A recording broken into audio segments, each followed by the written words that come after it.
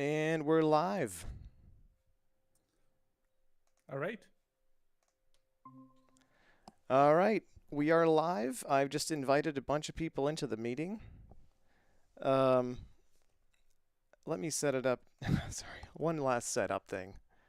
Let me set it up as audio only. Or, well, just be aware this is being live streamed. So if your video is on, you're going to end up in the YouTube stream. So you could keep your videos off or keep them on if you're down to be in the stream. But anyway, here we are live at the event. Welcome everybody, and welcome Pedro. Hello, everyone. My name is Pedro, and yeah, I'm here today with you to talk a little bit more about React and D3. Nice. And the way this works is everybody is here on voice chat. Feel free to chime in. If your video is on, you're going to end up in the live stream, so just be cognizant of that. And welcome everybody. We can have sort of a voice discussion, a very dynamic meeting here. But Pedro is going to lead the way with sort of an interview style, uh, presentation here. So take it All away. right. So, yeah, as many of you here, I have been working with D3 for a long time, and when React came, I am old enough to remember that things weren't as seamless and easy as they are today. And most of the engineers that we have to work with and even train today to work with us in projects of data visualizations, they lack a little bit of the core strength or the core knowledge about D3. And I was talking Totally. to her, and that I had to answer these questions that I'm going to say here like a million times. And these are things that I personally did and do like all the time, all the time. Yep. And I really like to, I would really like to make it public in a way that if someone asks me about it, I can just point them out here. I already created a video series about VisX, that is the D3 React way that was created by Airbnb. The time that I created it, it was called VX, but then it moved to VisX. But in the core, is the same thing. They took the D3 um, way of doing things that is very imperative, right? You command D3 what to do. You ask it to transform, you ask it to do things, and the React way is more like a declarative way, right? And it's funny that they built it for the same reason why I'm doing this talk here, because probably they got when you get a new front end dev and he's a React dev, he doesn't understand properly how D3 kind of like the interactive manner of D3 works. He didn't live on the jQuery world. Um, so a few things that I separated here are mostly um, best practices and common questions that I get all the time. And then afterwards are things that are like kind of common mistakes. Funny enough, common mistakes. I worked in several companies in the past where I led the visualization part. And until today, I receive messages going from Twitter into LinkedIn and email asking about like how to do this stuff, because most of them, when they get into one of these, and these are the things that yeah, they go into your mind when you don't know it properly. Um, and I have Karan here, so that's perfect because I can ask him in a way that he will be able to explain way better than I could ever. This is So great. And there's so many subtleties. Yeah, this is going to be awesome. yeah, so the first thing that we get asked a lot, and this is what I mean a lot is a lot. Like when people go to any, like they go to Observable or they go to VisHub or they go to anywhere where a bunch of examples are created, they see the example built with D3 alone, right? And when they go to an example or a a project in React and they have to implement D3, they don't know where to start. So the question that we get often is like, who owns the DOM in a data visualization area? And yeah, I'd like to currently like iterate a little bit about it, and I have a few things to add later. Yeah, sure. Who owns the DOM? Well, they both own the DOM. They don't really. Well, you own the DOM. You own the DOM as the programmer. But, you know, they can both own parts of the DOM, and Yes. So it doesn't have to be one or the other. And I think React is suited to own certain kinds of the DOM, and D3 is better suited to own other sorts of the DOM. And I could break that down yeah, a little bit.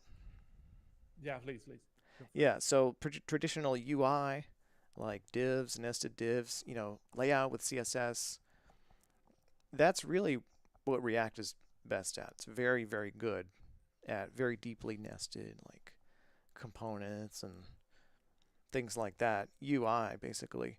But D3 really shines when it comes to data visualizations. And within data visualizations, it's really good at rendering marks on the screen, graphical marks like circles and lines, things like that.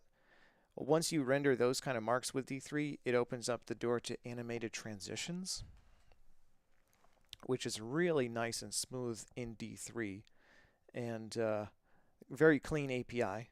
You can do that kind of thing in React too with libraries, but it's very nice and clean to do it in React. Sorry, in D3. So the animated transitions is one strong suit. Another strong suit is axes. I made the mistake in my past of reinventing the axis component in React. I'm like, oh, how hard could it be? It's just, tick marks. And I got it to work. But then when you want to do animated transitions on that, it's it's a real can of worms. But if you do the axes leveraging D3 axis, you can get animated transitions pretty much for free. And it's pretty much as flexible as doing it with React in terms of how much you can customize the DOM because it's all D3 selection. So you can remove, the tick lines or the domain path, whatever. Also, interactions like dragging and dropping and panning and zooming. D3 is really good at that stuff. Yes, and the separation of concerns here is very like clear in a bunch of cases, and usually they are very self-explanatory, right? So if you the main thing that you have to give to D3 as React Dev is the you have to understand that React has a life cycle, right? So the life cycle of today is basically you have the component renders and then it runs the use ref.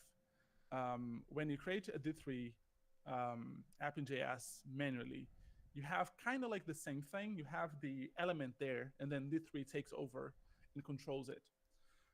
The way that we know how to reference that specific part of the DOM where D3 has to act in React is the use ref. You have the reference that you can control over that element specifically. Um, and a few issues with that is that when you mix up a lot and you try to use your React knowledge to do three things, or you do the other way around. Actually, the other way around is not usually an issue, but when you try to do it with your React knowledge, you start to create a few problems. Um, these problems are related to re-renders, right? Because D3 has the almighty power of the select all, and it has its own life cycle, right? So D3 on each render can do a very performant transformation and create the whole thing again and again. For React with the virtual DOM, it's kind of like different in a few ways. So what you're doing with the three here is that you're controlling the virtual DOM the same way that you were controlling the DOM on a React node, usually. Um, and if you add things like a hook, for example, that controls some sort of like part of the data, right? and you add it in a way that the data is interactive, or comes from a WebSocket, right? And you try to control this data from the React application and kind of like iterate over this data with the React way and apply it to D3, it's gonna be laggy. And I've seen like applications like this a lot in the wild, where Yeah. we're gonna talk about it on the common mistakes, but like the people usually when they get examples, they think that that element is gonna be rendering only once, and it's Oh, more like yeah. a React thing. But if the anything changes on that component, you have to understand like the whole use effect that you're trying to use probably takes most of that thing and does again and again. So if your component, for example, again, I'm going to talk about it on common mistakes, but like if your component re-renders on resizing, you have to understand that the D3 DOM manipulation is going to run every time that you, not every time, but like on every pixel that you move from the left to right. So Yeah. you're going to see those applications where you resize the application becomes blank because people are trying to do it. And to be honest, like if you go to your favorite apps, if you get like top 10 and you resize the screen, you're going to see this issue in one of them at least, because it's very common and it's not something that people realize, is that the interactive way of handling data usually is better done into the D3 world. You can leave, it's more like you have a box, and I have an example of this here, and I can even Well, show this. before we hop off it, can I respond to the idea of resizing? Oh, of course. Yeah, go for it. So, yeah, like there's a lot of different specific topics we can talk about, but I want to kind of provide my take on how to like approach resizing at a high level. And the integration, like you mentioned, I can sort of rephrase that. Like the basic shape of the integration where you use ref and use effect. And we could Yeah. look at some examples maybe later, but just philosophically, I totally agree that the React component creates a parent DOM element for the D3 DOM manipulation using useRef. That could be an SVG, or it could be a div, or it could even be like a G inside of an SVG. But then there's a use effect, and use effect, the way it's set up, it has dependencies, right?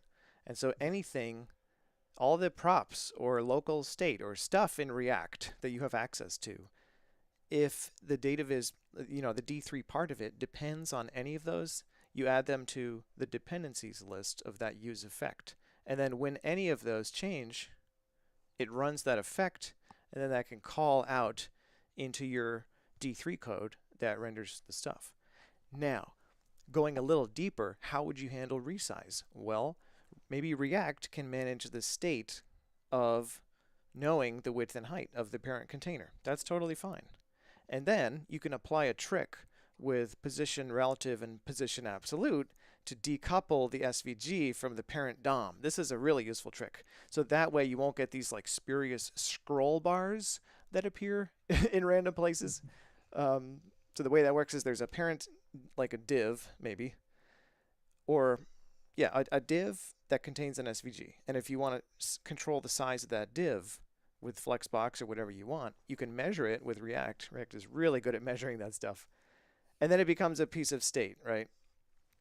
And based on that piece of state, well, first, if the SVG is position absolute and the div is position relative, then the size of the SVG will not mess up the layout of that div. Then, one step further, once you're measuring the width and height, like you said, by default, some of these measuring libraries, they update way too frequently. Like every Yeah. time you resize the browser 1 pixel, it changes that piece of state and therefore triggers your use effect and then calls into all your D3 code, which really shouldn't be run that frequently, usually. And so one thing you can do to solve that problem is have a a throttled version of the state for the width and the height using something like low dash throttle or implementing it yourself or debounced. Both of these would slow down how frequently the invocation happens. And so if it's throttled and you're moving it, it might call into your D3 code like at most once every half a second or something. Then it would be much more performant. If you debounce it, then you're going to resize, and then only after you've finished resizing, after like 1 second of no movement, then it will go and render. So those are two options you have for dealing with that performance problem of too frequent state updates to the dimensions. Yeah, I like to use another trick that is kind of like this yours when I'm doing React with the tree, is that I create a reference for the upper container, and then I measure the width and height there. And then on the SVG itself, I don't set a width and height. I do it like 100%. Oh yeah, And that then works too. I set a view box, because Yep. then a view box kind of like controls it, and it goes smoothly. Oh, and that's And a I great way of scaling. Because if you use ViewBox, you have a predictable width and height of your SVG. So your SVG coordinate space is always the same. But if you use that ViewBox scaling trick, then it maintains the aspect ratio, but it literally scales up and down everything that's inside the SVG. Like that's easier to implement than yeah, some of these and other things. it's funny that like I don't know how this is not like a super well spoken rule there, because this saves so much time when debugging, and when you Oh receive that yeah. message from a PM saying like, oh, the application doesn't work well on Oh mobile, yeah, and make then it you work on discover mobile. that. Yeah, the quick fix Yeah, is just make it scale. But the real exactly. fix, like when if I have to really make something that works well on mobile, what I like to do is measure the width and height, and then set the width and height of the SVG coordinate space to that. That's like the ultimate way Yeah. of doing it. Yeah, if yeah, and if you do that, like, there's no way around, right? Like, that's the this saves you a lot of weekends debugging, like, why it's flickering. And Yeah. I can even like tell that I receive, like, because of the YouTube thing, I receive a bunch of emails of people saying like, oh, I built this application, but I built everything the way that you said, but look, the like, if you resize it, it starts to like Right. It doesn't work right. doesn't work right. And I have to like, I had to even add a comment on the video that I said like, this was for demonstration purposes. Like, if Right. you want to do it for like for real, you have to do it like a few other things. um all right, so okay, we have like this small um responsiveness and like controlling the DOM thing. And there's another point that is quite interesting, that like only people that build like uh, um, a huge amount of like data visualizations in his life will be able to had to research about this, actually, is when to use canvas and when to use an Oh yeah. SVG. Yeah, it's a classic. um, so yeah, background is, I was working for a company that is a analytics company. And back then we had something like 27 something um, charts in the screen that were all displaying like in real time, and like millions of data points appearing there. And the performance was not great. It was like okay, but it barely was on 60 fps. And it's not, it's funny when I say it like that, because usually 60 fps is like default, right? But then new screens came, and people start to feel the lagness, because when a bunch of data came in a one way, um, doing all those things at the same time, it was bad. And then the second thing was that when you clicked in one of those charts, you could open a chart with like hundreds of thousands of data points, and you could like check it out inside. um, so they asked me to make a research on what to use in these cases, like when you have many charts on the screen, or when you have one big chunky chart, what do you do? And um, and yeah, there's no like um, easy article from anyone that is like Hmm. famous enough to explain why.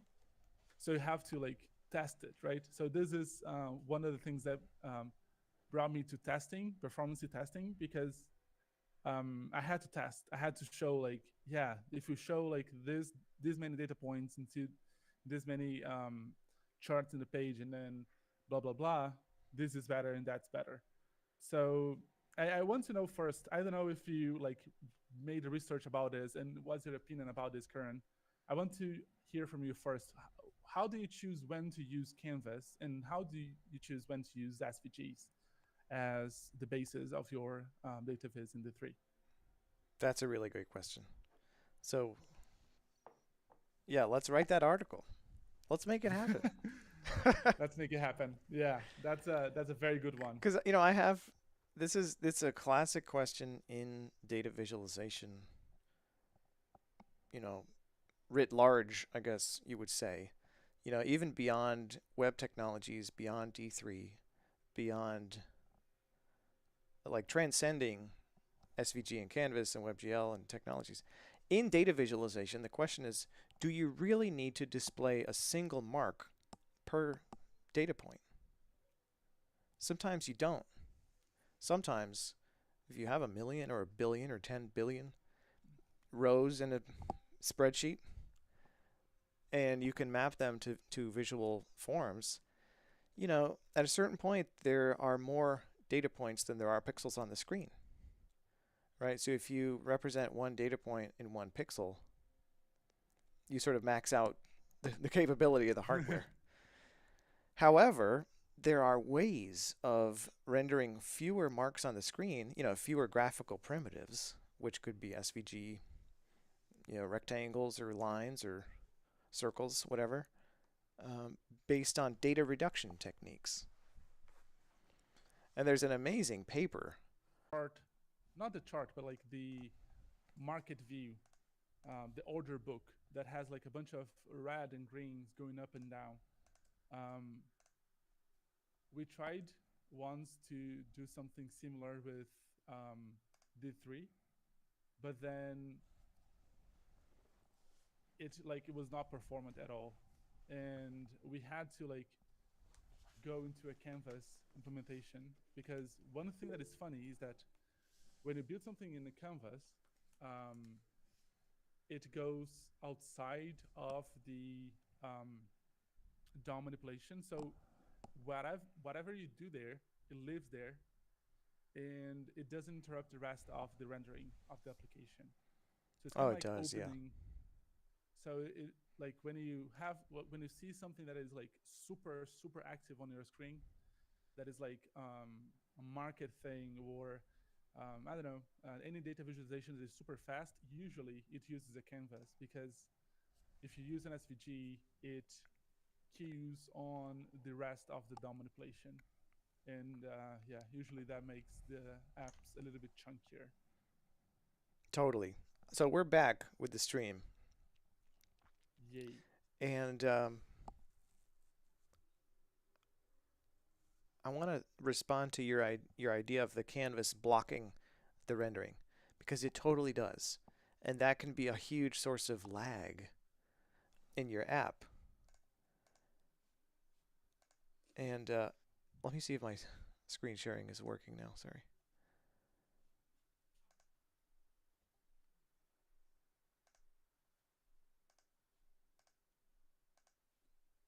Yes. All right. Okay. Yeah. I need to find a better streaming setup. But anyway, yeah, like when you compute that stuff. So before the stream crashed, I was saying that if you have a scatter plot, for example, of a million points, and you render each point as one pixel that has some opacity that's like almost hardly visible, then you're using the pixels on your screen to compute that 2D histogram. And that takes a ton of time. And so if you do that inside of a use effect that executes some code when the zoom window changes or when the data changes or when you hover over something, something that has like 60 frames per second refresh needs. Like if you have a stock market chart, if you want to have smooth zooming and you're using Canvas, every time that zoom configuration changes, even just a little bit, you have to re-render it with Canvas. So if you really need to solve this problem, I would say one thing to try is to generate some code that instead of rendering all the points directly to the canvas, computes a generalized version of it. So is this a line that you're talking about? It can be. In that specifically matter was it was an area chart, but it's basically like Yeah, basically a line. yeah. Right. So the different kinds of graphical primitives demand different approaches to this. So if you're dealing with a line, there are ways of simplifying lines. And I actually did a deep dive into this. The Douglas Poiker algorithm for line simplification is super, super cool. And I'm sharing the Wikipedia page here for the algorithm. If you have a time series that you're visualizing as an area chart and it's really detailed, then chances are you could apply this algorithm first to reduce the number of points that you need to draw in the line. And the users wouldn't see any change at all. Zero change from their perception as long as it's not simplified beyond the point of pixels, where the space between these 2 points is 1 or 2 pixels. That way, you could implement zooming on that while not drawing all the data points to the graphics. And I think it would be quite fast. And you know what? D3Geo does this internally. Oh yeah, probably it has like this Geo uses like the map bar is gigantic usually.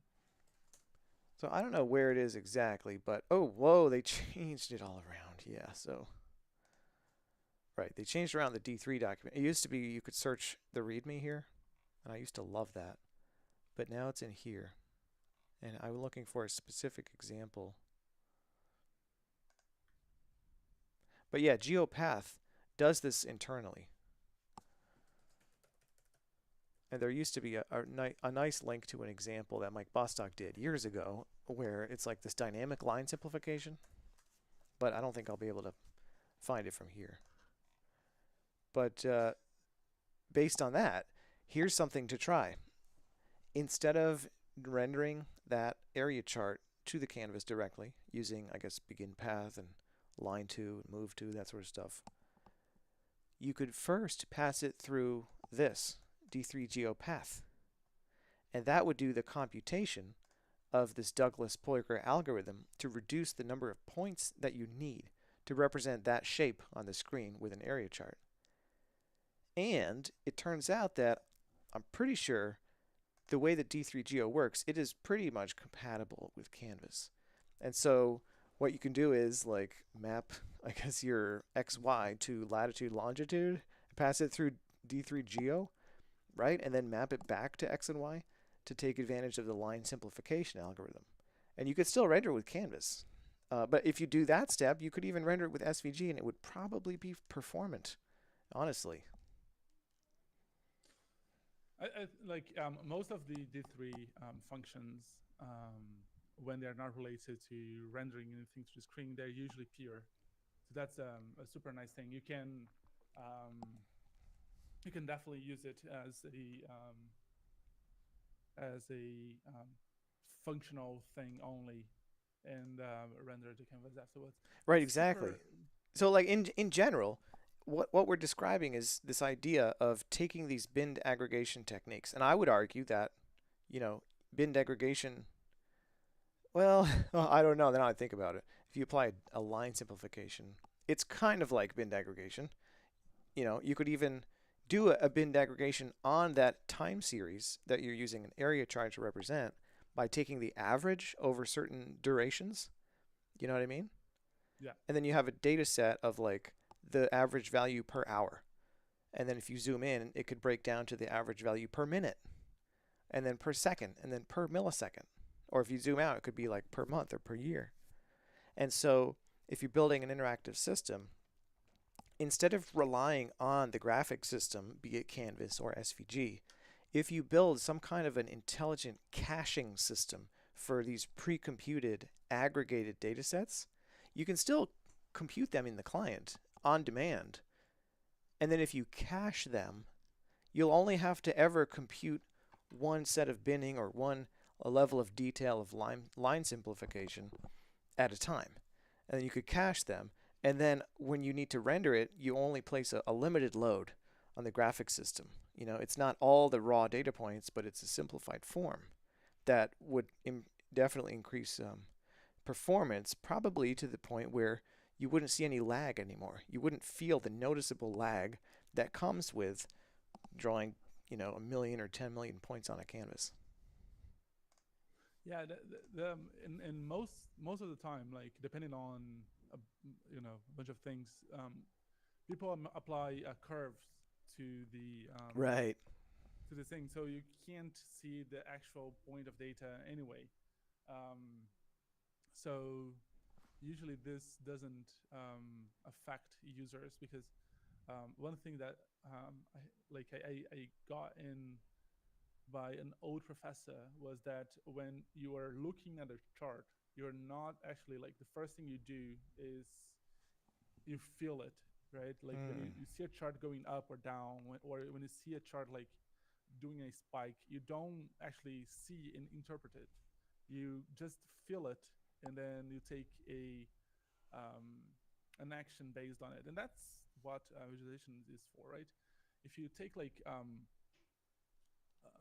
one example that is a huge example that probably um, Geo 3Geo would be based off is that like if you get the whole planet Earth on Google Maps, on Google Earth, for example, you're not rendering your street. Like That's right. you're That's called only map generalization. Yep. exactly. Yeah, the same methodology applies for like this huge data visualizations where you have like millions of data points because the human brain can't interpret it anyway. So um, we should save a few our carbon footprint on this one and definitely render this last to the screen. Yeah, totally. Um, Just to riff off that a little bit. It's been said that the human eye does these kinds of aggregations automatically if you look at a data visualization and perceive it. So imagine you have like a 4K display, right? And you have a scatter plot of a million or 10 million points, right?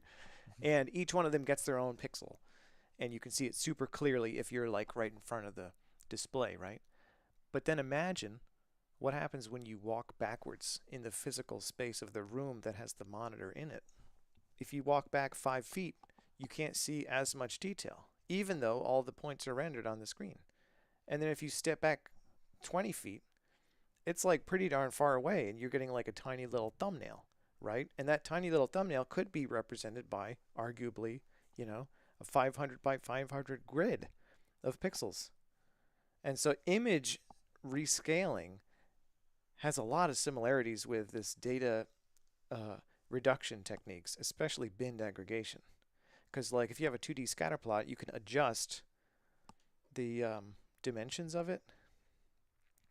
You know what? I remembered I have an example of this. Oh my god. I might have the perfect example to pull up. It's an older one I did. But I think it's here. Yeah. Heat map. You see this? yeah. Now I'm not going to go full screen because I think that breaks the live stream. Right. But this one has a dynamic bin size, though I can move the mouse and change the number of bins. Oh, that's super cool. And then when you get to a certain level of detail, you're like it's really clear where the points are. You can't see anything. But when you Yeah. reduce it, you can see a shape of the distribution that you can't really see so easily if it's like rendering the highest level of detail. So in a way, bin degradation or zooming out or applying something like blurring can be really helpful in identifying patterns in the data. And another thing that I want to touch upon is that you can do the same thing with, now I'm trying to find it again, with circles that have opacity. And so that's also another way of like teasing out the distribution. So here's a 2D binned histogram that's only rendering a couple of squares on the points, even though there's a lot of original data points.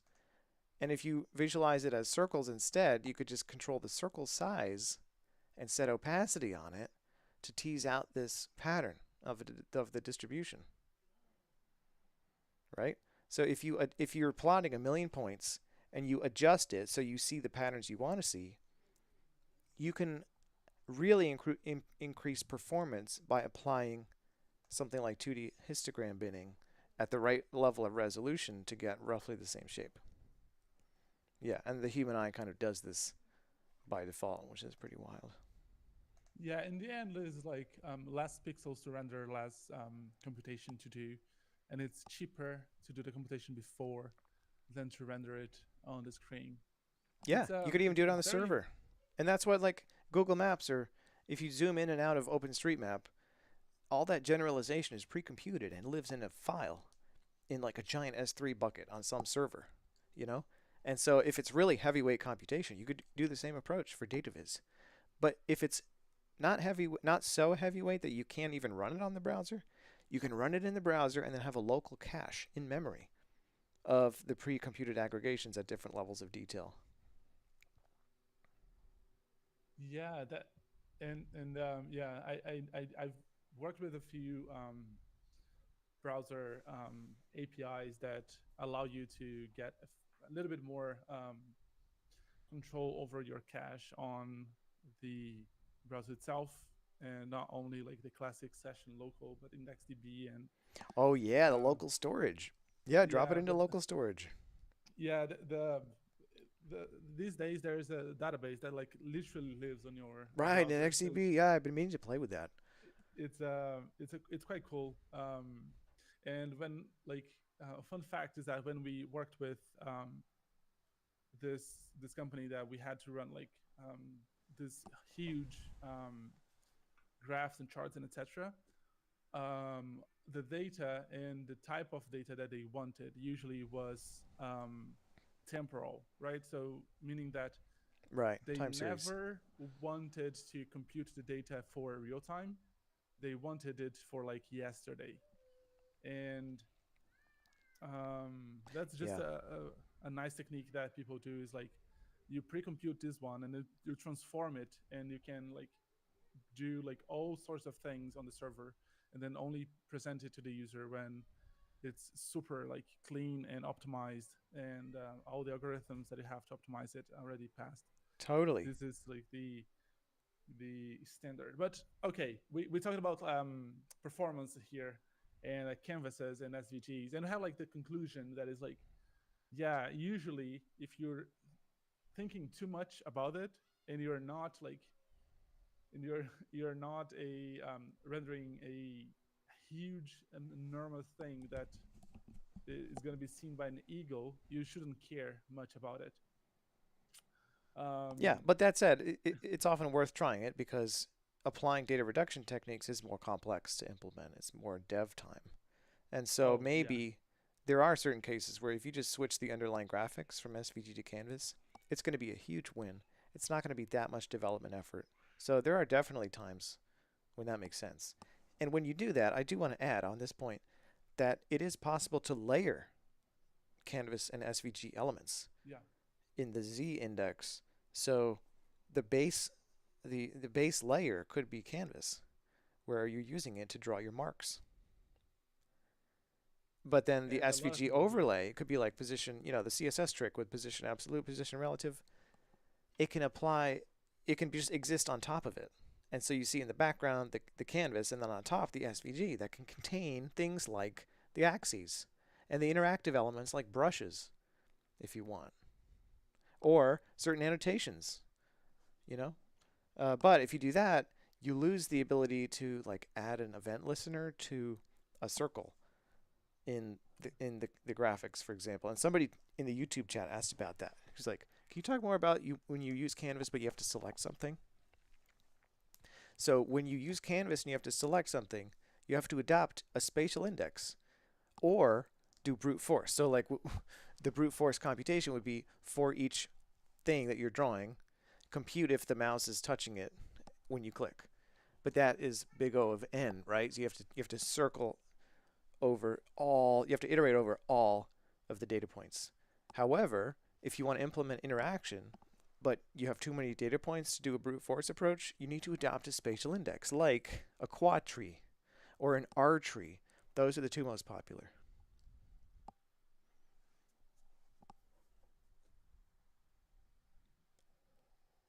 I think that like this also applies like the workarounds.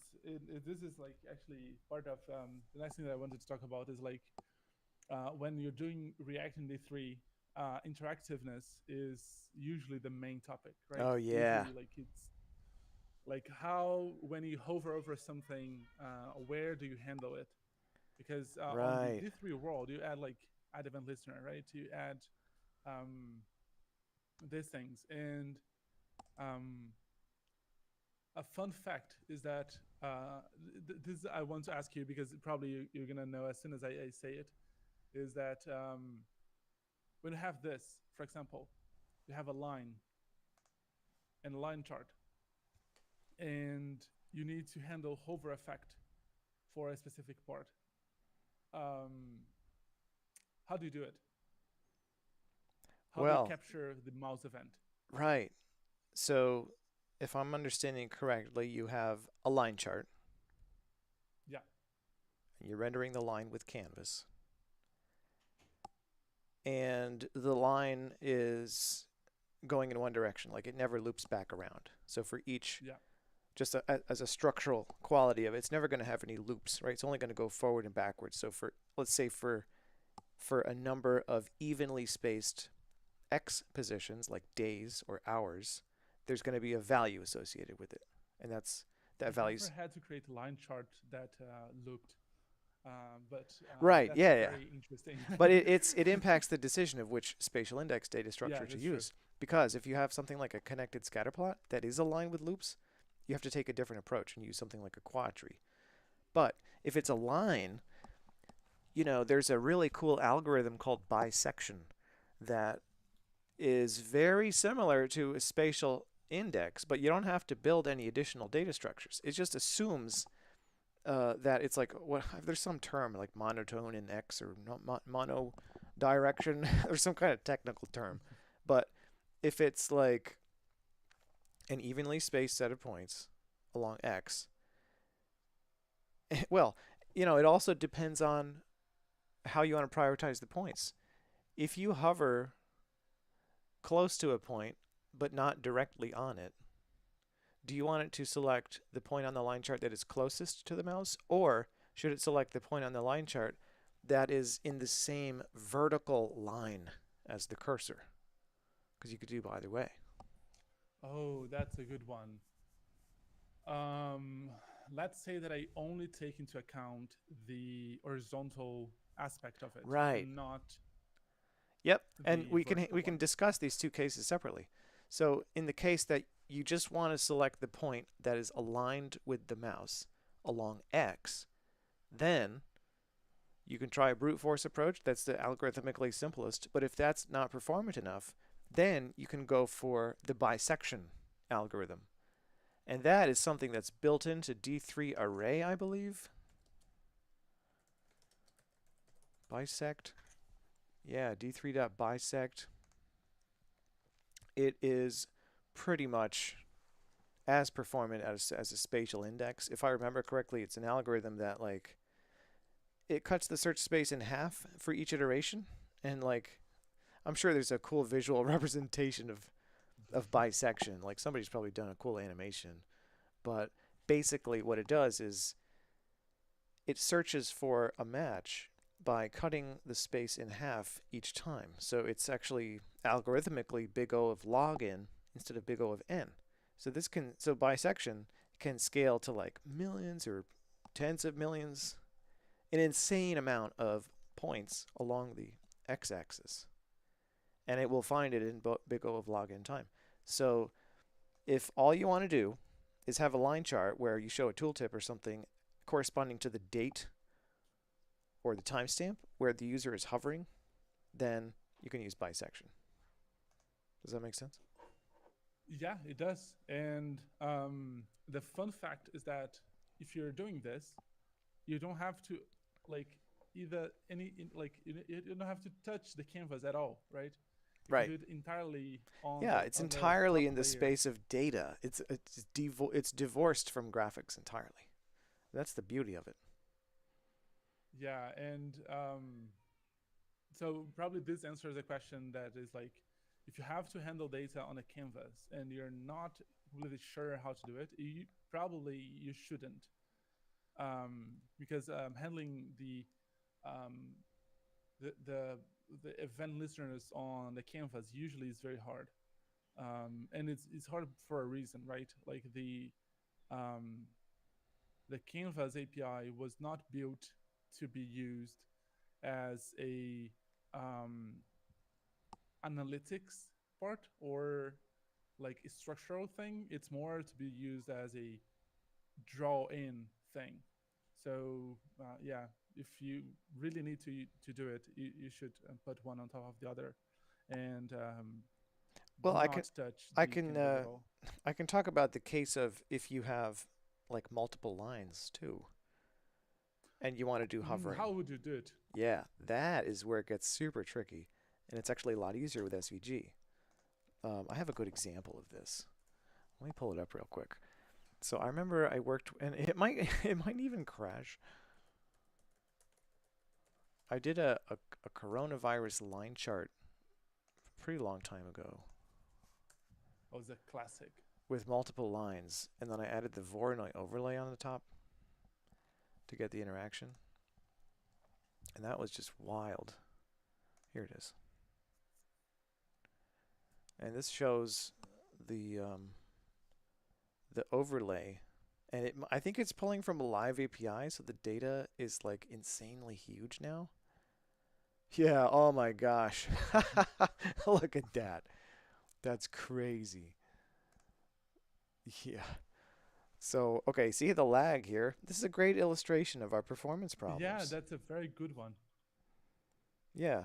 So if you compute a Voronoi overlay using D3 Voronoi, or maybe it's D3 Delaunay now, then it gives you this essentially a spatial index where it partitions the space into these regions that you can add mouse listeners to.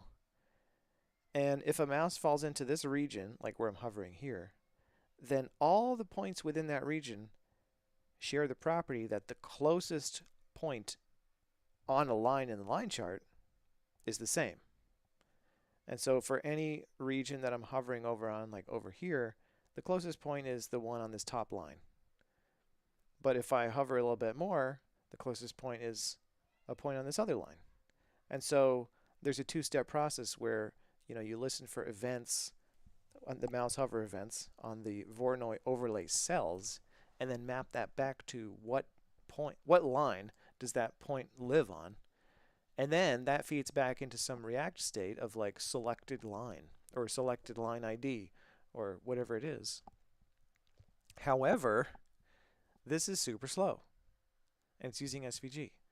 Now, if we were to convert this to Canvas, this is a really interesting problem that I would say it's in the domain of like, what do you call it? Computational geometry.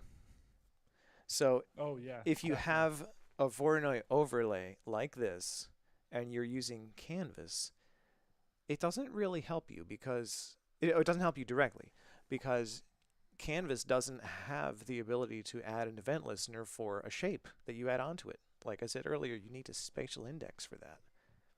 And so here's something that you could do is use an R tree to spatially index all the Voronoi overlay points. Or use a quad tree to spatially index the center points of all these Voronoi overlay geometries. Then you could use that quad tree or R tree to figure out, when you're using Canvas, which of these Voronoi overlay cells are you hovering over at that time. Furthermore, if you really like, oh my God, let's do it. Let's do another stream where we make this really, really snappy with Canvas. Because I can see the Yeah, solution in and my head. You know, we yeah, spatially exactly. index And the thing, and then what we do is layer the canvases. So there's a background layer with all the lines, and then there's a foreground layer, which is another canvas. And this is another trick you can do with canvases. You can have each layer live in a different canvas and be updated independently, even in different use effect hooks in React. And so yeah, that's true. it may take like 5 seconds to draw all the lines in the background, but it only takes, 1 millisecond to draw the foreground line. And if you have a system where the use effect that renders the background lines only triggers like once on page load or behind a debalanced or throttled listener for the dimensions, like we discussed earlier, then that's fine. And you would only notice a noticeable lag on page load or when you resize, even if there's so many data points like there are here. But then, if you set up the spatial index at the same time as you render it, which you would have to do in the same use effect, then when you hover on the mouse, first you use D3 pointer, I think it is, to get the right X and Y position relative to where the thing is on the screen. And then you use that point to look up in the spatial index which of these points is closest to the mouse. And now that I think about it, you could just skip the Voronoi step entirely and just put all the points of the lines on the line chart into a quad tree. Yeah, that would work because quad tree is really good at like nearest neighbor queries, like what is the thing that is Yeah, yeah. nearest. And then you could just map that back to the line, draw that line on the foreground canvas without having to touch the background canvas.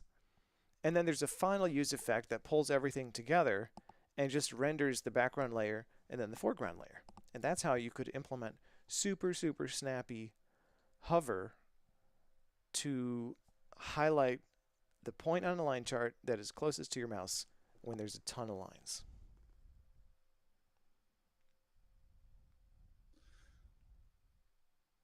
That's gonna be interesting to implement. I'm thinking on like there are several different ways of doing this, and the fun part is that I mean, what React could do in React is very good in doing is like handling the um, data itself. So like passing, yeah, Totally. it's gonna be like very interesting to get like a real life API that gives us like millions of data points like this one is, and is updated like frequently, so we can see this thing updating, and we can use the technology, the technique of making it like the opacity change, so we can have like you can see like the way that the data is without having to like do this computational um, miracle that is happening there. How many data points is this chart rendering? Do That's you a know? good question. I could add a console.log in here, but I fear it would take a Yeah, long time to run. yeah, exactly. I'm thinking the same thing. But yeah, that's fine. Let's all right. We have already like that's good because we have already a point of an article that we have to build and one for a next video that we want to create for these things because this is very interesting because the more complex that the visualizations are becoming, um, the more like complex you have to render the data for the user to understand what is going on and etc. And yeah, this is something that is never gonna disappear. As while the human while a human can like do um, all sorts of different things on the computer, the data visualization is still necessary for a quick action point. And visualizing this much data is and making it like readable is the only feasible way of doing it. All right, I postponed this. All right, so Totally. we're gonna change a point here a little bit, but let's go to the other point on this one, and let's start with the common mistakes. We got to the middle, like the best practices and common questions that we have. So we passed through the integration with React Native 3, SVG Canvas, um, the passing props and tooltips and etc. on the D3 and React. We already passed through. Now let's go to the common mistakes. Common mistakes are an interesting one because the first one is something that I know that you already mentioned. That is like the building your own axis. Tell me more about your personal experience with this. I think you tried to do it in the past and didn't work out very well. Oh, yeah. Well, I actually did it as part of my course. Because at that time, I was still learning React myself, you know. Oh, yeah. And I fell into that trap, so to speak, of thinking that React has to own the DOM. Let me see if I could find the example. And we could even like sketch out how you would migrate to the other thing. But let me just see if I could find that example. So I believe for these axes, here it is. Yeah. Axis left. So here's what it looks like to develop your own axes with React and D3. And it's not too bad. Yeah. And it basically works, you know, and it might be fine for certain use cases. Like if your development team is afraid of handing over the DOM to D3, and I think I've read a couple blog posts and articles about this where people had success just rendering the result of the tick marks from yscale.ticks using React, and it works perfectly fine. One drawback of this is that you can't do the slick animated transitions as well unless you really work hard to integrate something like React Spring into the domain or the range. So, but this is what that looks like. And I spent a lot of time doing this, and I was like, yeah, I'm going to sort of do like DIY. I'm going to kind of, I don't know, it feels like roughing it. It's like, yeah, let's camp in the woods instead of like staying at home. You know, over time, this started to feel like going against the grain, you know? And over time, I'm like, well, D3 has a module that renders axes. Probably the easiest way, the best practice, it just feels right, is to allow D3 to render these tick marks instead. And what that looks like, very rough, broad strokes. And let's see if typing works. Typing works, great. That would look like we have, or like gref equals useref.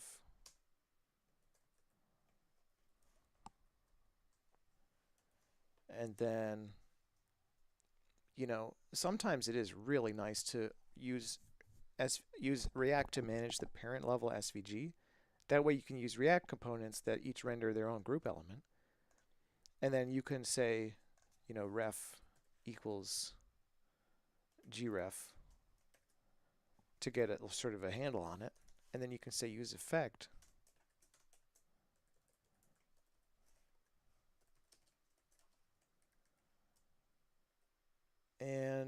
whatever that depends on.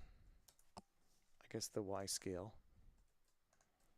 But then you got to be a little careful because you have to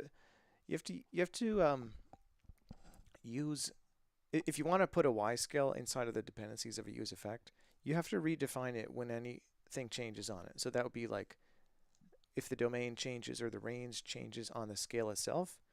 So that's a whole other discussion of like you can memoize the definition of the Y scale. But assuming you memoize the definition of the Y scale, you can do something like this, where whenever the Y scale changes, assuming you have something like zooming, or the Y scale would change, then you would say d3.select gref.current,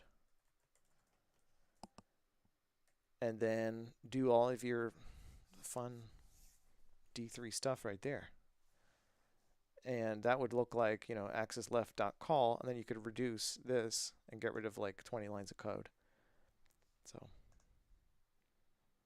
And yeah, this keep this there because this will introduce us to a second common mistake that is a very interesting one, and I've seen a lot in the past.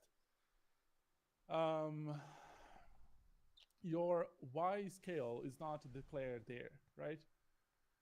But if it was, um, one very common mistake that people commit while like doing React in D3 and these manners is that they forget that Y scale, while a bunch of um, other APIs are already made for React, D3 is not.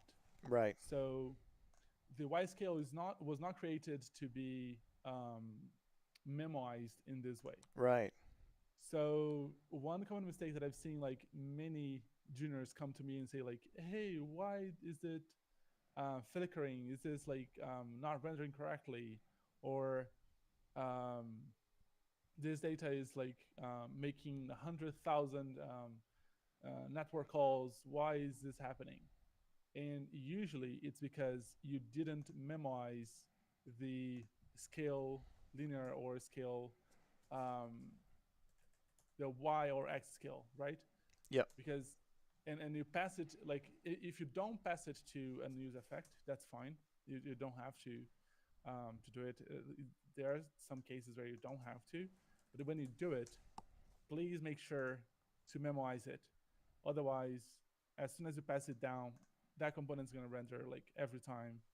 As soon as you pass it to the use effect, this is going to be re-rendered like every time, and you're going to have a hard time um, while debugging this because um, as almost everything that we are discussing, this is not very easy to um, find out what's going on. Um, so yeah, this is one that if I could make a tattoo of it, is check the dependencies of your use effects. That totally. that would be a very good one. That's totally Um, right. And I've often gone through, massive optimization sessions where someone someone says, "Oh, the performance is poor." And it happens a lot if I inherit the project from somebody else, which has happened to yeah, me on numerous occasions where a lot. somebody develops something with D3 and React and doesn't have any concept of memoization, you know, and even doesn't apply the general update pattern, like just clobber the DOM and recreate it every time anything changes, which is another common mistake. So oftentimes I inherit somebody's code base. The performance is poor, and then I have to go through this series of memoizing everything in the right way so that, the scales update when the resizing changes. But then that gets memoized because if you're right, if you don't memoize it, it'll get redefined every single time. And I just had that example open. I could walk through the code of what that would look like if that would be helpful. What do you think? Yeah, go for it. Let me pull it back up again. I kind of lost track of it. Just hit a console log inside of the use effect. You're gonna see. Yeah, and that's it. That's really it. I'm pretty sure. Yeah, I shouldn't have closed it. Sorry, wasting time here.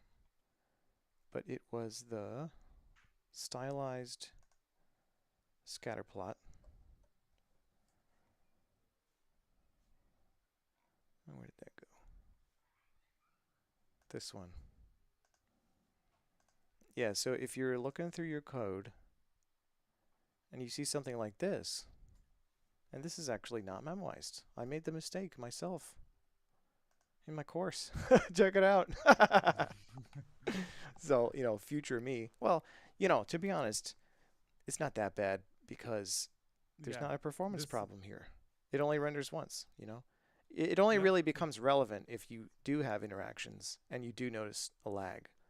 Exactly. But if you are redefining X scale when you zoom or when you resize, or if you, well, really, if you have some kind of interaction that happens rapidly, like hovering for tooltips or something, but it does not affect the X scale, code like this is going to absolutely kill your performance. If you have X Yeah. scale in a dependency of any of the use memos, even if you fail to memorize this, but you memorize things that are downstream, it still fails because when you memorize things, you got to go all the way upstream, all the way up to the source. And so, very briefly, it would look like use memo, a function that returns a scale linear like that. And yeah, let me just make it explicit. And then you would put as the dependencies, oops, what do you think? I'll look at some audience participation. Anybody in the meeting that Yeah. want to take a stab at what we would do here? What are the dependencies? Data and X value and inner width. That's exactly right. And this makes perfect sense because conceptually, and I like this. I like use memo. Like some people rag on React being like, "Oh, it's so verbose, man.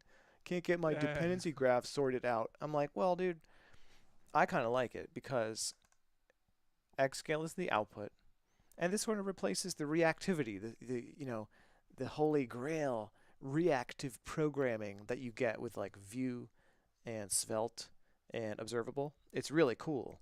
But I say, React, you can kind of do this in React too. And it's kind of slick because you just have a Yeah. use memo. And then anytime data changes or anytime X value changes, which it never does, data and X value in this case never change, unless you tie X value to a menu, in which case they would change. But let's say you have dynamic resize and inner width is changing all the time. Then it makes perfect sense to recompute and redefine the value of X scale every time the inner width changes. But if you do this and you have some other state that's not related, X scale will not be redefined. And therefore, if you have an expensive rendering hook, like a use effect that renders 1,000,000 points, it will not trigger unless one of its dependencies change. So yeah, this is definitely something that you can do. And I have one other specific example I would like to share about this. But first of all, does this make sense? Yeah. I mean, for me, Nice. it does. So also in that same course, I had this migrant deaths visualization with brushing. And Oh, that's nice. this is the version before memoization. And when I drag, it's pretty darn slow. The frame rate is, I don't know, it feels like maybe 5 frames a second or so. It's not exactly snappy. Very far from 60. And if we take a look at the code here real quick, we can kind of see why. In the bubble map component, we have these marks. And I think in this case, what I did is ended up memoizing the rendered JSX, which is another thing you can do. Yeah. So here, we're rendering the sphere, which is the outer thing. We're rendering the graticules, which is all these little lines in the middle of the map. We're rendering the path for all the land features on each render. And we're re-rendering the interiors on each render. The only thing that changes between renders is this result here, data.map. And I believe data here is actually filtered in the parent component that invokes this. So data is different every time. So the only thing that really needs to change is this thing here, the brushed circles. And so I did a whole video on applying this use memo optimization to this particular case. And then now it's super snappy. It feels like Oh 60 yeah. frames a second. It's super nice, and it's a huge difference in the experience, the user experience. Somebody uses the first their version, it'd be like, yeah, this is cool, man, but it's like really slow. It kind of sucks. But, if you speed it up like this, it really gives an impressive feeling. And so here's what the marks look like there. And this is maybe a little bit uh, heretical or not the right way, but I put the used memo right in the JSX, which is, you know, maybe kind of I mean, nuts, but, hey, it works. It works extremely yeah. well. And it If just it works, essentially, it's not crazy. yeah, it's if it works, it's not crazy. Thank you. And this would only break if you put it in like a ternary operator, because the rules of hooks, you're supposed to always invoke the hook. But in this case, it should work. And so what it does is, it turns out that rendering the background on each interaction was the cause of the performance problem. And so if we just memoize this return to JSX, which is like the paths of all the countries, and I could see why that's expensive, and all the graticule lines, that is all rendered just once. And that JSX is memoized or cached. It's not recomputed each time. The only thing that is recomputed is the circles on the top. So that's one example of how memoization can really, really help. Yeah, and not only helps, but like it brings the overall like user experience into another level, right? It When you does. go into application and like me personally, of course, I'm front end dev, so when I go to application, I see that the visualization is not. It's not that it's not performant, but it's like it flicks and it has like these issues. I usually think that it's like, yeah, no, I think that yeah, they should do better here, and the feeling that you have for that brand changes. Oh, So totally. It's an attention to so detail. Yeah, it really matters. and the attention to detail thing, like it, um, I mean, if you really think about it, like when we were talking about like the blurring the data, right? Like about removing, like binding the data to make it like less expensive on the user side. This is not something that many people will do, right? Because um, at the end of the day, when you receive, like when you're working professionally and you receive a ticket, you don't receive a ticket saying like, and this should be 60 FPS. You Right. receive a ticket like make it work, and Yeah. some people take it like by the edge and they just make it work, and the rest is like the rest. Um, and this changes like the overall like feeling of the application, at least for me. Well, Just the old adage, which I swear by nowadays, and I want to share it. And I'll probably get it wrong. It's some quote from some famous person, but I don't remember who it was, and I don't remember the precise quote, but I remember the spirit of it, which is approach development in these phases. First, make it work. Like, make it work at all. yeah, Second, make it good. So, if it works, but it's not good, like it's missing labels or, refine it so it's good. And then, only after it's working and good, then make it fast. Because the yeah, fast is really the icing on the cake. And if you spend your time optimizing something that should never exist in the first place, I think that's something Elon Musk says. The the most common mistake is engineers make is optimizing something that should never exist.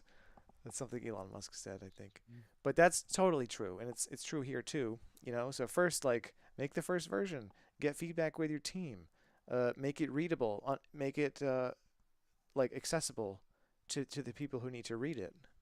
Use nice colors, and then only after that, it's like maybe you'll get a ticket like, hey, it's kind of laggy. Can we fix that? And then it opens up discussion of like, what's the small option? What's the medium option? What's the large option? How heavy a lift is it to really optimize it? Because optimization can be a deep, deep rabbit hole that can take you weeks to get right. And so there's different levels of optimization. And in my experience, optimization is kind of like yak shaving, I think is the term, Yeah. where it's like you get one layer, but then there's still another layer that you could go deeper, and you just keep going and going and going until it's good enough. And it's easy to get down the rabbit hole of obsessing about every possible way to optimize it. But let me tell you, like, once you reach 30 frames a second, maybe go to 60 frames a second. But if you reach 60 frames a second, you're done. Like, you have to Yeah. you can stop. Don't. And it may Exactly. Yes. require that you rewrite your entire app to do like some spatial indexing. It could be like a week or month long effort to really get it And fast. I have a personal story to share on this one. Is like I was building a one financial explorer out there, and I did exactly this. It was a newish company, and we were like building this financial data visualization, the dashboard. And I remember that it took so much time to make like the heat map zooming and back and forward, and Yeah. everything works well. And then in the end of the day, when I sent it to people to have feedback, no one on the feedback, um, no one had any feedback about the heat map because no one tried to zoom in it. Right. Exactly. So, Exactly. Like that's the classic. so like no one ever used it. So if like you have to make sure that people use it first, and then you try Exactly. to make it fast and better, etc. So All true. right, I have a last question for you on this one, and it's not actually a question. It's more like a thing that I received from juniors to seniors and etc. Is that many people they can't understand, and I don't know how else to explain it. Um, the skills. So on a scale linear, for example, and you have the range and you have the domain, right? I don't know why these names specifically were created because they are, yes, when you understand them, they are self-explanatory. But I've seen like so many times people sending me like PRs saying like, yeah, why this doesn't work? And when you see it, is because like he changed the domain with the range, or he added, um, I don't know, the margin into Oh, the the margin. yeah, the margin to the wrong place, or um, people usually also don't get that the charts they go from top to bottom and left right. They think that it goes from bottom to top because it makes more sense in our brains, right? You're declaring the data. Usually, you don't you think about it like going from bottom to top. So for all the React devs out there that are trying to get into data visualization, um, could you give me an overview of the skills and go into one example and explain to me like um, all the parameters of a scale linear or and a scale even a scale time or scale um, what is the other one? Scale linear is scale time. There is the one for the bars that Scale is band. scale band. Yes. Could you go over them and kind of like explain to me in a way that I can explain to others and they will understand um, for good now? at least. Nice. Yeah. Sure. I'll do my best. What helps in understanding scales, like what they fundamentally are, is to develop these notions of data space and screen space. And to me, these are kind of abstract concepts that correlate to the domain and the range. Data space is the space of possible values in your data. And so if you have a spreadsheet of data and you're looking at some values in the cells for like a specific column, if that value is a number, then your data space is the space of those numbers for that particular column. And each column of data has a different part of this data space, right? But it's all in data space, okay? So if you have a column full of numbers, you can compute the minimum and maximum of those numbers. And that defines more precisely the data space for that particular column. And that is called the extent of the value. And the extent of the value is typically used as the domain of the scales. Like if you have a linear scale, and you have a linear scale is purpose-built for mapping numbers to screen space. And so, in data space with a linear scale, typically it's min and max of the data, and then you map that onto screen space. But what is screen space? Screen space maps into this idea of marks and channels. And no matter if you're using SVG or Canvas, you're going to be drawing marks on the screen, usually one per row of your data table, and then you're going to be modifying those marks with these so-called channels.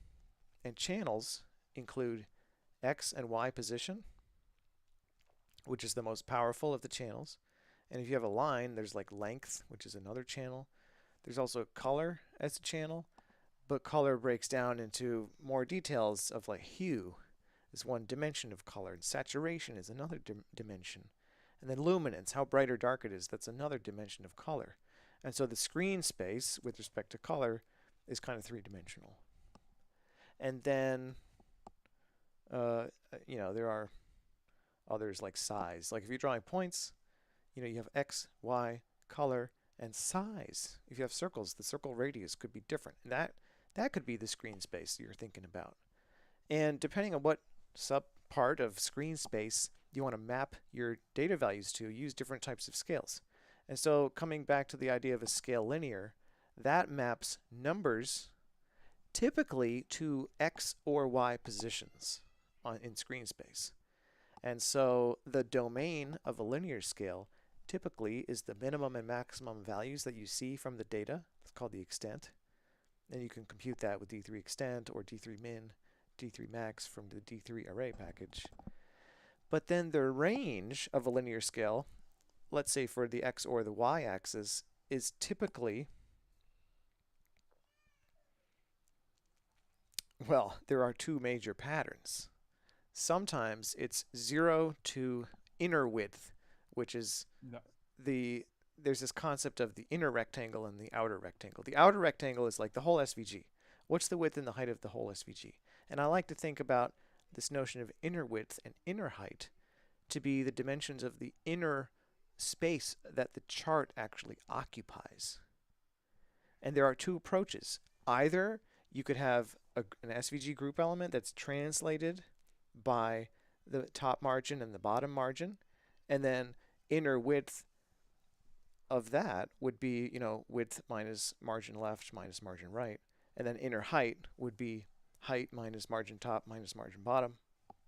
So either the inner rectangle is defined as 0 to inner width in the X direction and 0 to inner height on the Y direction, or there's another pattern that's become more popular nowadays, which is to define the range of the X and Y linear scales in terms of, going from the point that is the leftmost side that's not 0. And so I find it really simple to deal with a range of a scale that starts at 0 and go to inner width or inner height. However, you can set it up in a slightly different way where you don't need a nested group element to transform everything. And then the minimum value of the range would be, in the case of X, it would be the left margin. And then the maximum value of the range would be uh, total width of the SVG minus the right margin. That's another way you could do it. And because there are two ways you can do it, I think that's a big source of confusion when people start to learn D3 and think about linear scales. And like that's what you got to get right. It's like, how are you doing your margin? Which version of the margin convention are you using? Are you using the one that goes from 0 to inner width, or are you going from the one that literally maps it to the screen space? So like the minimum x pixel relative to the parent XVG, and then the maximum x pixel value relative to the parent SVG. Either of them work, but you have to be consistent across your code base. You can't mix.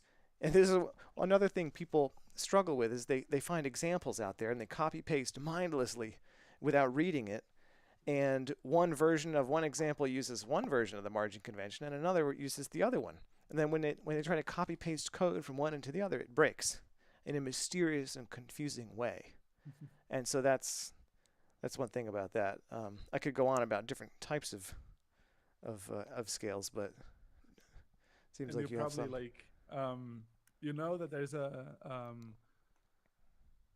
an autocomplete on Google actually, and an answer on Stack Overflow about this. But um, about what you just said about like when you're using the whole SVG, one of the most visited questions on the three for beginners is like how to make an SVG overflow shown. Because people they make the chart go from one edge into the other, Oh yeah. and they make like one data point or the axis, and they don't add margins, Yep. right? So it cuts out on the end of the SVG or the beginning of the SVG.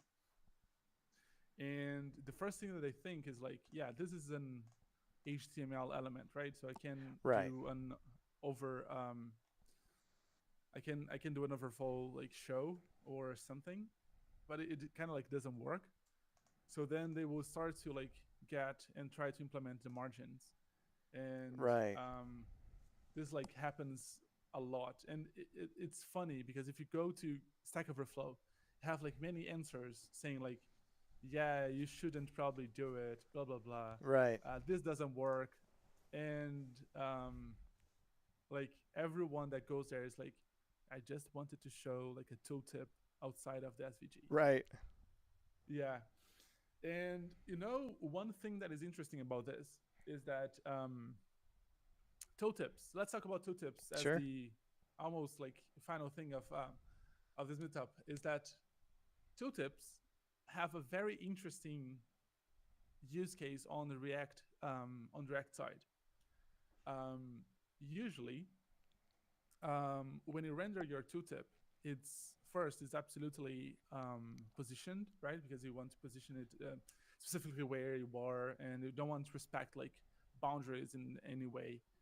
Um, and in some cases, when you do it like with HTML and CSS and JavaScript directly, you render it inside of the SVG, and you have like the boundaries that you basically are cut off, right? You can't put the tooltip outside. Putting like the overflow shown, it's not going to work very well. So in React, we have portals, Oh, and React portals. Ha. Yeah. y- y- Yeah, you do. so in React, it's it's very funny that I don't know if you ever tried to debug a chart, um, any chart when it's using portals that is rendered actually outside of the body element. Like it's literally like it's not outside the body element itself, but like it's outside of your application Yeah. container. I get. Yeah, I It's know. rendered It's like like in outer space somewhere. exactly, and this is very interesting. It's very like this, in my opinion, is like the perfect use case for a React portal, right? You want to render a tooltip, it doesn't matter whether it is. It only matters that it will render whatever your mouse is or whatever the next data point is. And um, some strategies that people use for it are um, basically like rendering in a portal and then positioning it like in absolute mode, making the SVG relative, and then doing like some CSS magic to make it render in correct place. Um, but then, do you know what is the most common issue that people have with tooltips? And this one is one that I got a few times, and it's interesting um, because I don't even think that there's any like content about it anywhere. Um, Usually, when you render your React portal with your tooltip, you memorize the tooltip in a way that you listen to mouse leave on mouse leave of the um, of the rectangle that you're capturing the mouse event from, Hmm. or a bar chart or whatever. And when you go back to it,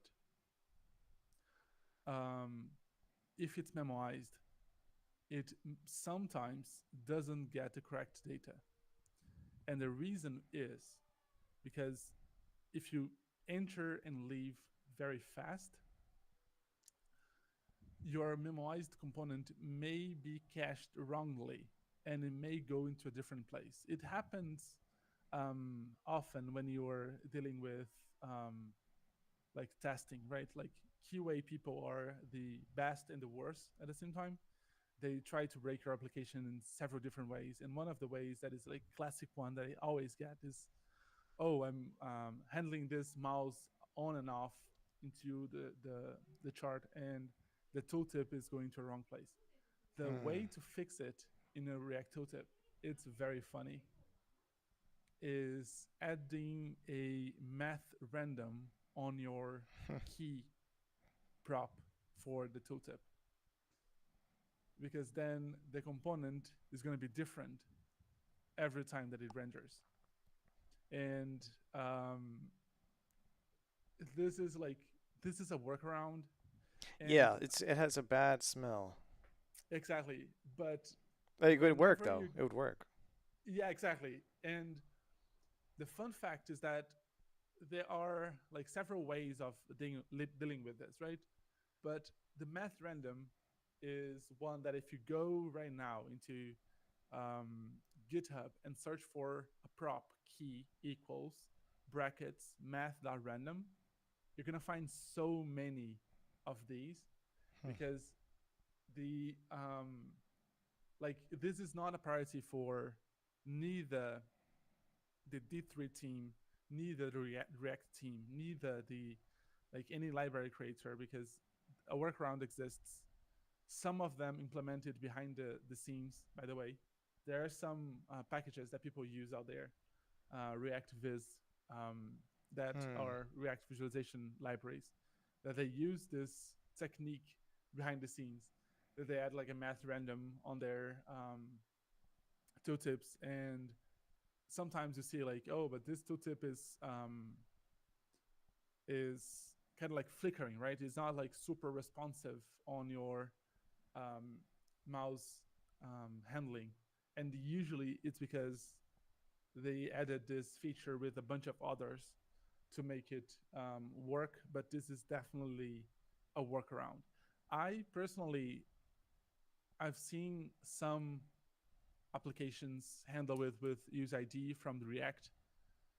So when you leave and you enter again, you have a different ID, or handle it with the data itself. They have like the data itself as the key, um, but like the math random is a classic. I've seen like it so many times, and every time that I see it, one of those things that like you see it in the wild and you say like, yeah, this guy used math random here and this tooltip definitely, and then you go to the console, it's there.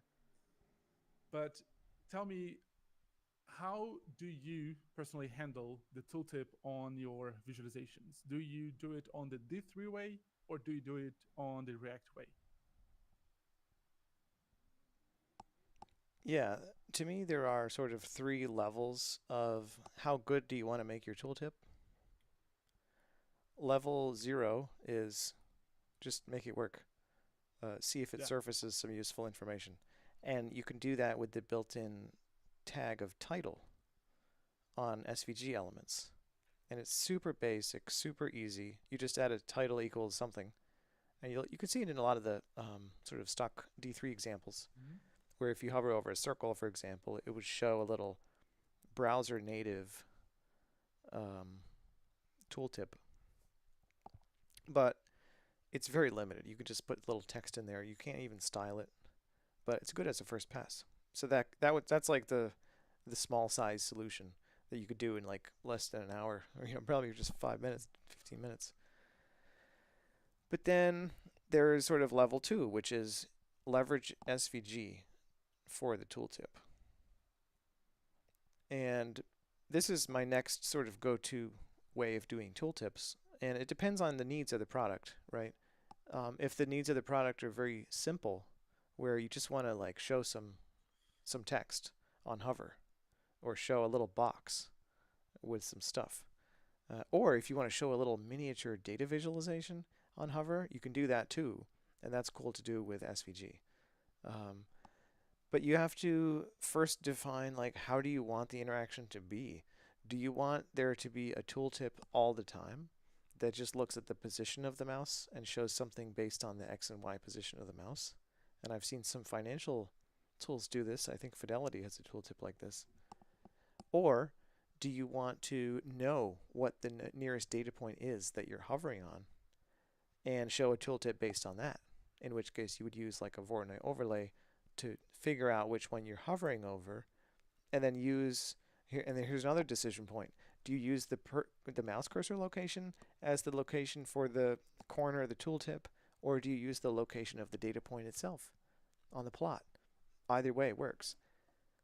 But yeah, once you get the idea of what is the selected or hovered point, then you can render. You can leverage React for this. If you use React to React components, and you have one component that manages the SVG, and you have child components that return JSX that is group elements, you can do it really cleanly with React, where you have the group element that does the viz, and then on the top level, you have another group element that has the tooltip inside of it, and that can be on top. But if you do it like this, the main problem you run into is that you can only render things inside of the SVG. You can't go beyond it. So let's say you have an app that has like a data viz that's pretty small on the screen. You can't leverage the additional real estate that you do have on the screen to show the tooltip if you use SVG to do it.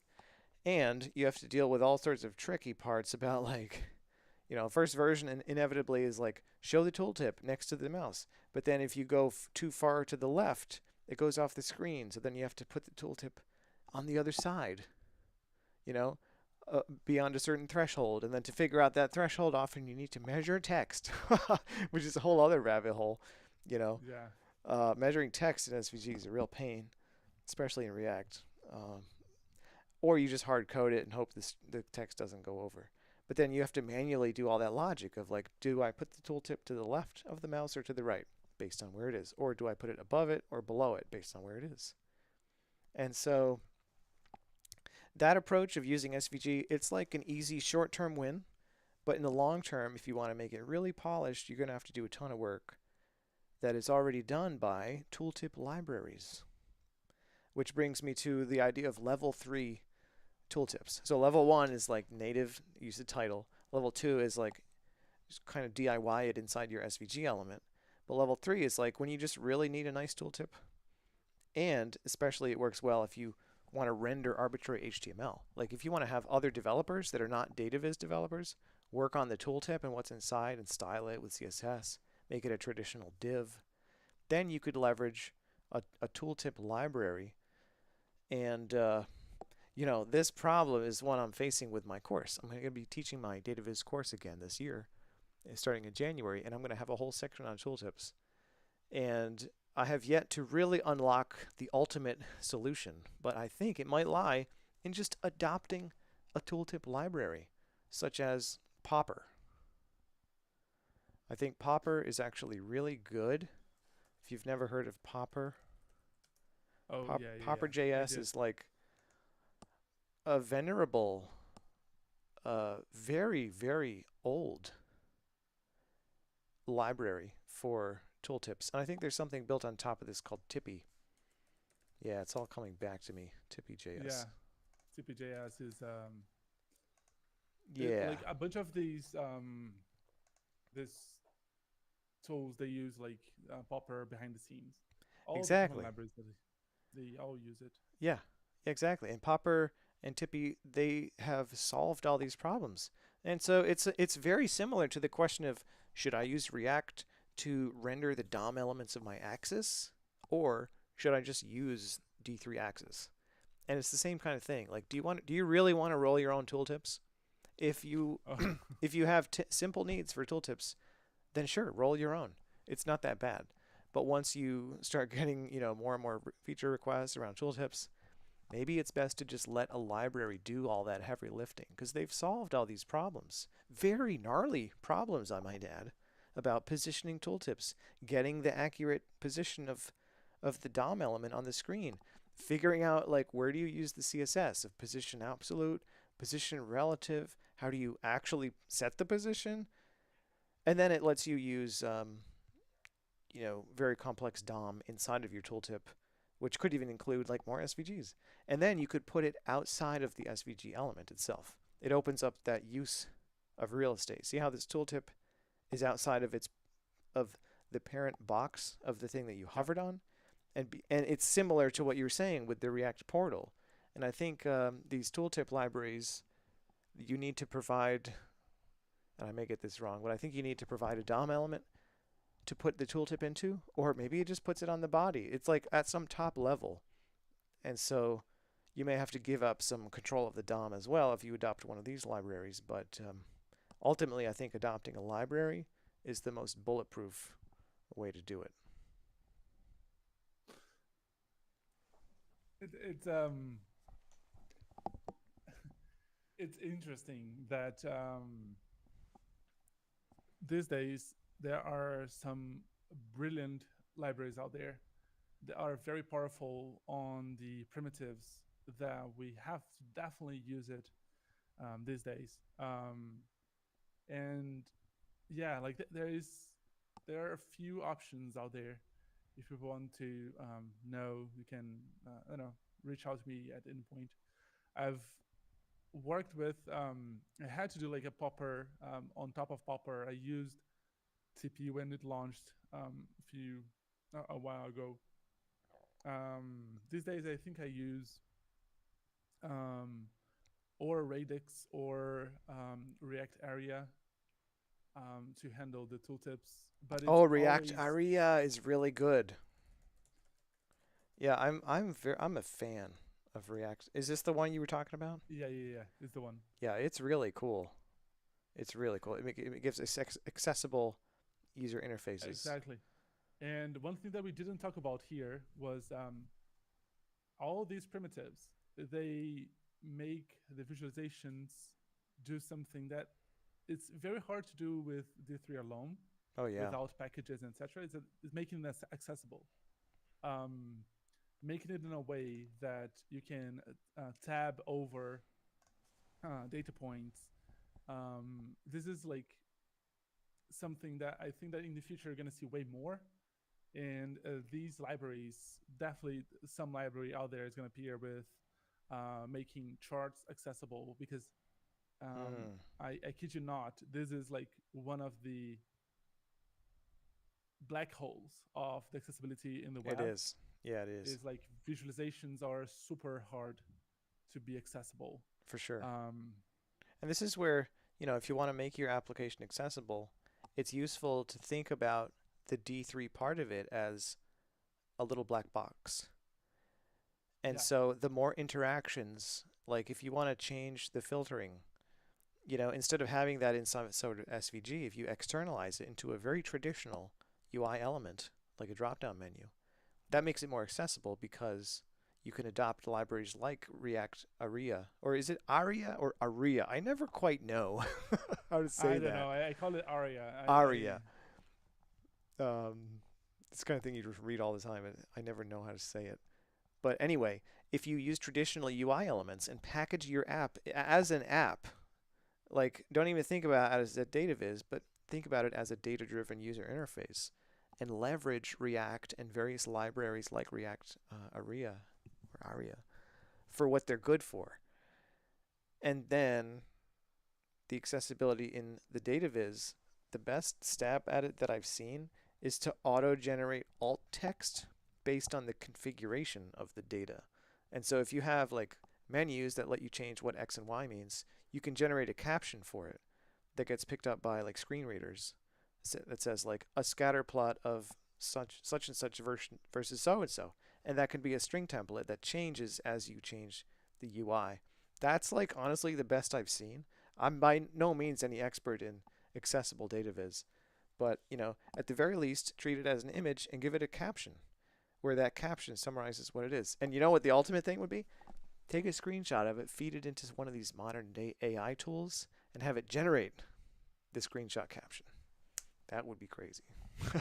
And it's funny for you to say is that like with the LLMs coming into the world this year, we've seen like just a tip of the iceberg of these things.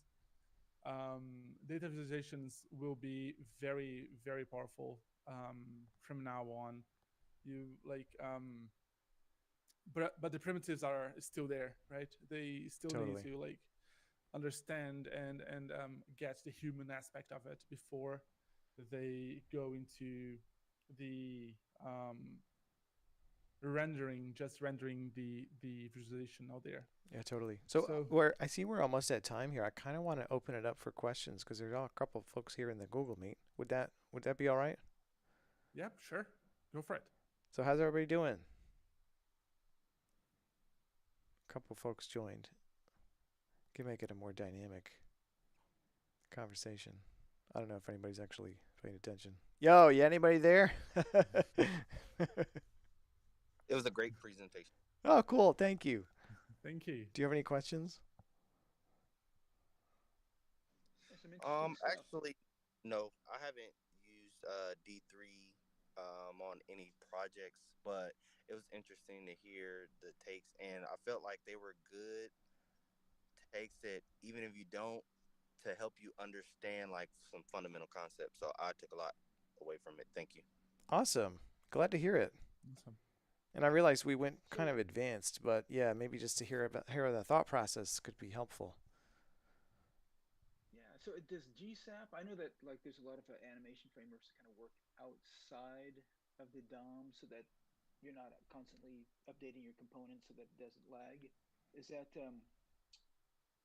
are they using? Or, I don't know if you know if they use that same kind of techniques that you guys were talking about, but that I'm just kind of curious. Oh, so yes, there are a few like for animation stuff. They usually what people use is Framer motion or frame GSAP. immersion, or I've seen like there are a bunch of people using the Rex Spring also, Oh yeah. um, and but like when you understand like the animation libraries, what they do is basically make one number go from X to Y in a numeral sequence, right?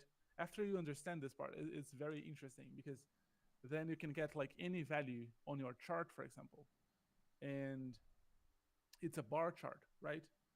So if you get in the beginning in using framer motion, for example, you get it to render from that the height until height minus value. You Mm-hmm. can make the value multiplied by the framer motion number that goes from 1 to x, and it animates the bar chart very easily. I've used it like a lot in the past, and it's funny because when you add a bunch of animations into a data visualization, it makes the chart looks funny in the beginning, Hmm. like it's too much.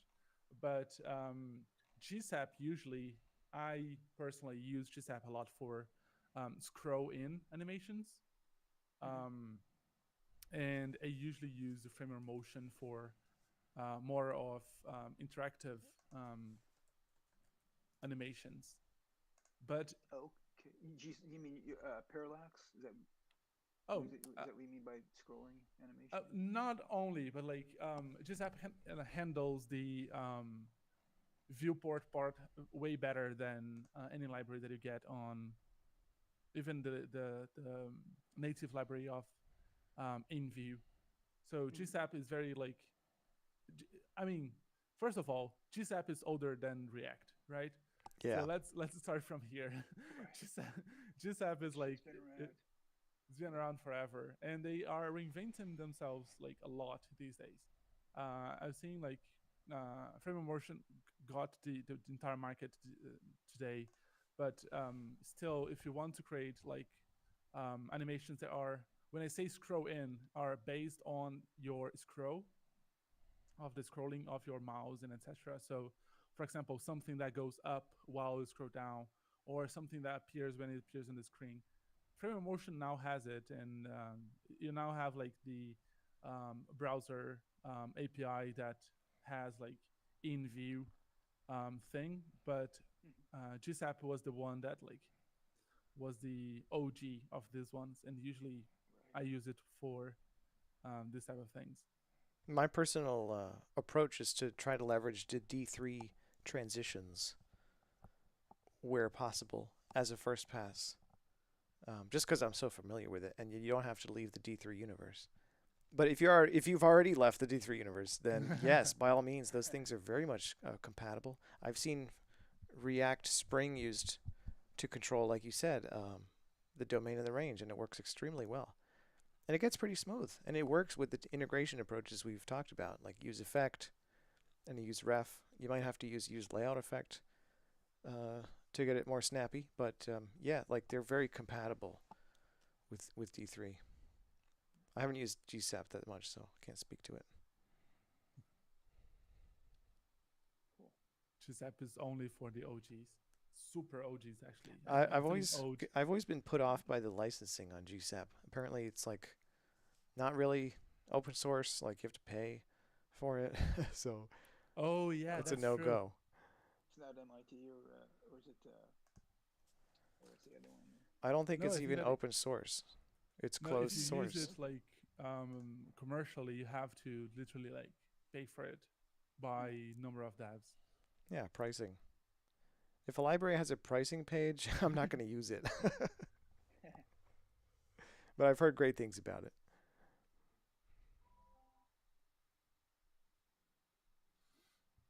Yeah, see, it's free to use the. There's a free version unless you need a commercial license. So if you put it in your product, you have to pay $100 a year. So I don't know. I personally, I work a lot in client services, so I develop projects for clients. And the last thing I want to have to hand off to a client is a recurring yearly licensing bill to the software. So Sure. pros and Oh cons. yeah, that's That's true. true. I never think about these things. I always do stuff for like big corps, and usually they have Right, they foot the bill. They're happy to. Like high exactly. They charts. just like Yeah, they're even awesome. happy because they think that like when they pay for something, they get support. Right. Just looking at the YouTube chat real quick. There's a question about does D3 work with pre-act signals? Oh, I I don't know know. the answer. I have no Yeah. idea. What do you think? So this is super interesting. All right. It does, and it's super interesting because you know that all the issues that we talked about with the use effect thing, that you add a dependency and the value changes and everything goes to the wrong place, like flicks and etc. With signals, they kind of like jump from the virtual DOM into direct DOM, and they change the value on its core. So, for example, the the short answer is yes. The long answer is a lot yes. It's like the best way possible to do it, but I still don't think that signals are my jam to work with, like in like other parts of the application. But if I could work with it only on the viz part, I would definitely do it. They are like, so you understand, Karen, is basically like, signals are kind of like a state that they change without changing anything else, So right? does the They code run every time they change? No, that's the thing. They just change. They're a signal. They don't have like dependencies. So if you add them to a use effect, for example, they will never trigger. Um, Oh, it's kind of like a ref or a view. It's kind of exactly. like a view, whatever that construct is in view. I think it's called a view ref. Okay. Yes, and it's very nice to use with data viz because you don't have many of these issues that we talked about. Nice. Um, I'd be curious to see how that plays out. I'm really not familiar with signals from Preact. No clue. I don't think there's a similar thing in React itself, is there? I don't think so. I think that like someone already created probably um, a hook to use signal, like use signal or something for sure. It's a cool Um, idea. Yeah, I bet you could make it work. He said he yeah, attempted definitely. this, but then when he entered the text into the filter, the table data doesn't change. Yeah, I don't know. Whenever you introduce a new pattern of dealing with state and dependencies, you have to really grok that pattern. Like, so I don't grok this pattern. I couldn't tell you.